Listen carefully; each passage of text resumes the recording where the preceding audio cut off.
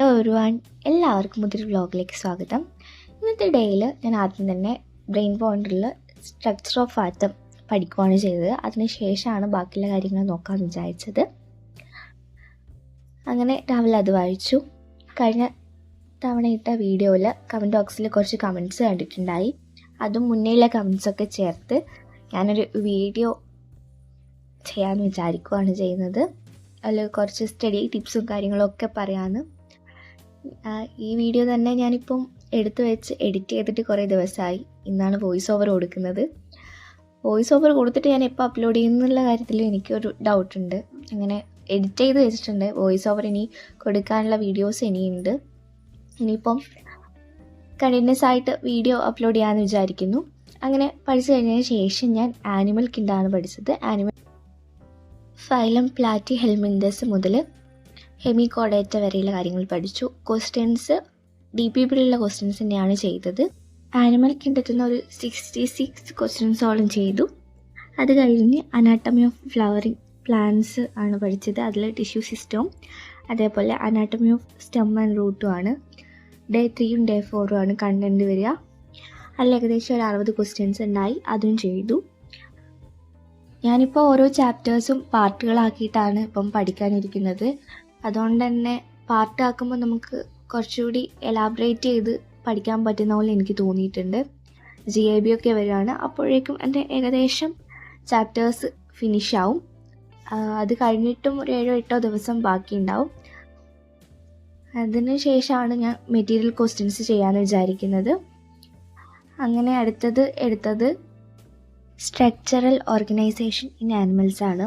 അതിൽ എല്ലാ ടിഷ്യൂസും പഠിച്ചു. Animal tissues, epithelial, connective, muscular, neural. അതിൽ 89 ക്വസ്റ്റ്യൻസ് ചെയ്തു. പിന്നെ അതിൽ കോക്രോച്ചും ഫ്രോഗും ആണ് പഠിക്കാൻ ബാക്കിയുണ്ടായത്.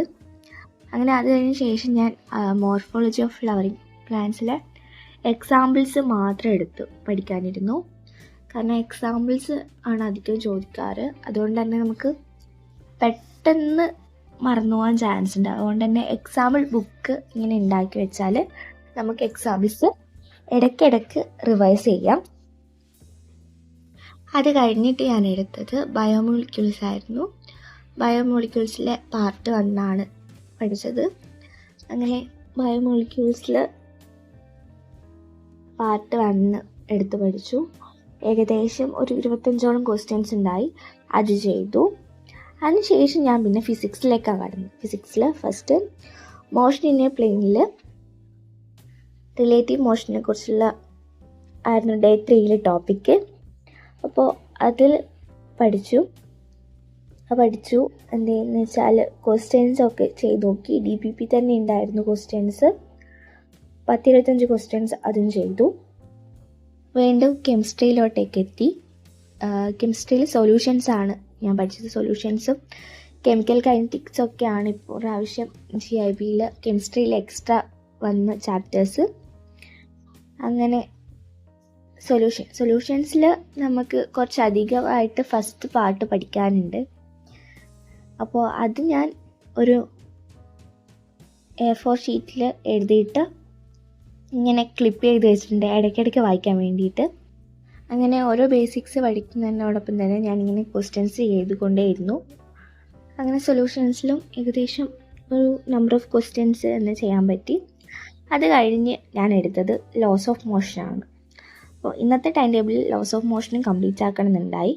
അങ്ങനെ ലോസ് ഓഫ് മോഷൻ എടുത്തു. ആദ്യത്തെ പാർട്ട് പഠിച്ചു. ഇങ്ങനെ ക്വസ്റ്റ്യൻസൊക്കെ അതിൽ ചെയ്തു. അത് കഴിഞ്ഞ് നൈറ്റ് ഇന്ന് പഠിച്ച കാര്യങ്ങൾ ടിക്ക് ചെയ്ത് വെച്ചു. എന്നിട്ട് നെക്സ്റ്റ് ഡേ വായിക്കാൻ കഴിഞ്ഞില്ല, ബട്ട് ബാക്കിയൊക്കെ കംപ്ലീറ്റ് ആയി. അപ്പോൾ ഓക്കെ ഗൈസ്, അടുത്ത വീഡിയോ ആയിട്ട് കാണാം. ബൈ.